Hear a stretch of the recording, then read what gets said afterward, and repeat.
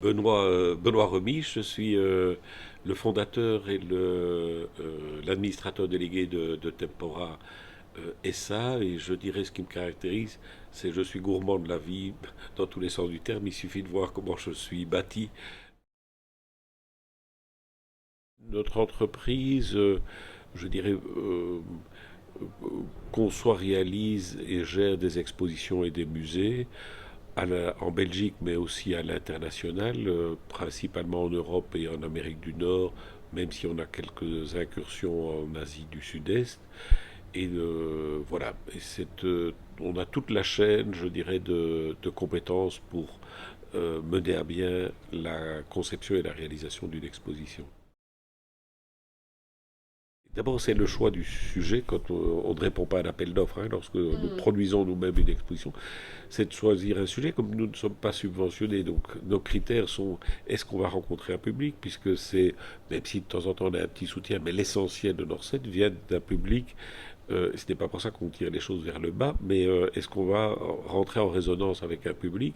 Et donc, et ça, c'est pas des études marketing qui vont le faire, heureusement d'ailleurs, c'est de sentir un peu l'air du temps. Et on espère se tromper le moins souvent possible, mais parfois on se trompe. On ayant fait des très très belles expositions. Donc, le critère de la fréquentation n'est pas le critère, à mon avis, de la qualité de l'exposition. Mais on est contraint à ce qu'il y ait du monde qui vienne voir nos expositions. Et puis, il y a la phase de ce qu'on appelle l'idéation, c'est-à-dire de concevoir un peu, je dirais, l'exposition. Et puis, il y a la recherche des objets, des images d'archives, de la documentation sur les contenus. Et puis, petit à petit, c'est d'imaginer un parcours. D'abord, un parcours en espace mentaux, théorique.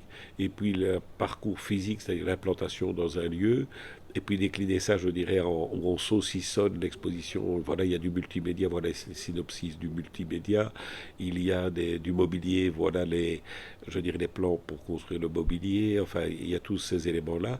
Et puis, chose qui est très importante, je vais dire, d'un terme un peu vulgaire quand on parle de culture, il y a la mise en marché. Donc, et puis il y a l'exploitation. Je dis souvent, dans notre métier, c'est aussi un métier d'hôtelier. C'est-à-dire il faut que l'expo soit ouverte à heure et à temps, qu'elle soit propre, que les toilettes soient propres, enfin que l'ensemble.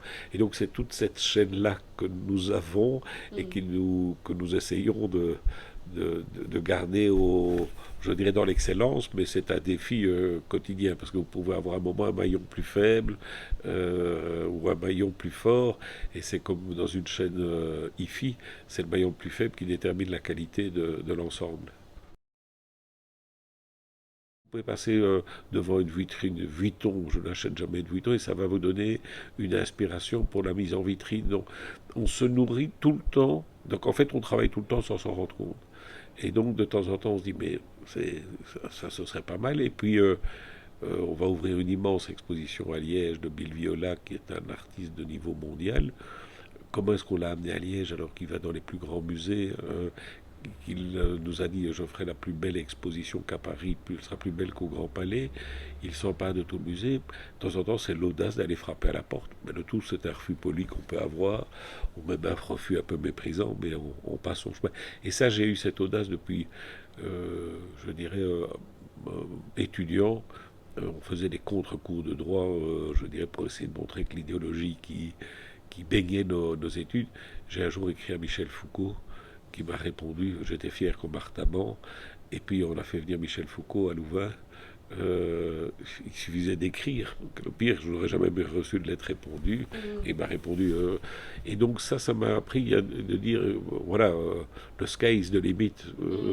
Alors il faut toujours le faire en se disant d'où on parle. Donc il faut à un moment se dire, est-ce que quand j'adresse quelque chose à quelqu'un, est-ce que ça peut potentiellement l'intéresser?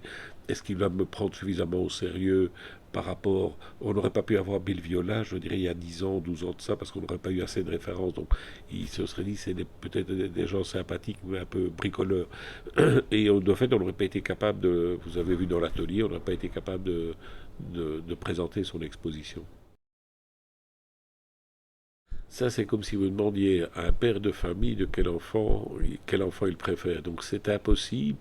Et surtout que je suis gourmand de la vie, donc je suis fier quand Laetitia Hallyday m'a demandé de faire Johnny, mais on a fait des expositions sur la construction européenne, c'est des sujets qui n'ont pas, c'est des sujets d'anthropologie, une expo dont on est fier, qui est Dieu mode d'emploi, qui a tourné à travers le monde et dont Régis Debray a dit, vous avez fait une percée épistémologique sur l'appréhension des religions. Et donc, je sais qu'il y a des projets qu'on a mieux réussis, mais il n'y en a aucun que je ne suis pas content d'avoir fait.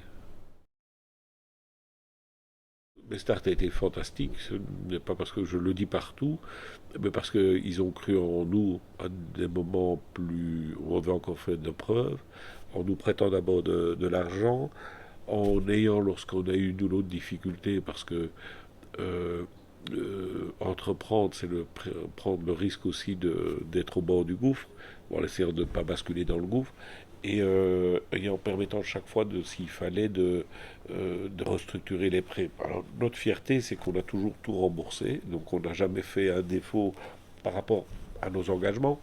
Euh, et puis récemment, Start est rentré dans le capital, et puis a toujours été attentif à une rapidité de réaction. Puis, ce que j'apprécie beaucoup à Start, c'est la volonté de construire un écosystème en présentant les gens, en essayant de, euh, parfois ça ne matche pas parce qu'il n'y a pas d'opportunité, parce que parfois les structures ne sont pas encore compatibles, parce que si on fait des projets importants à l'étranger, il faut avoir une structure capable de le supporter.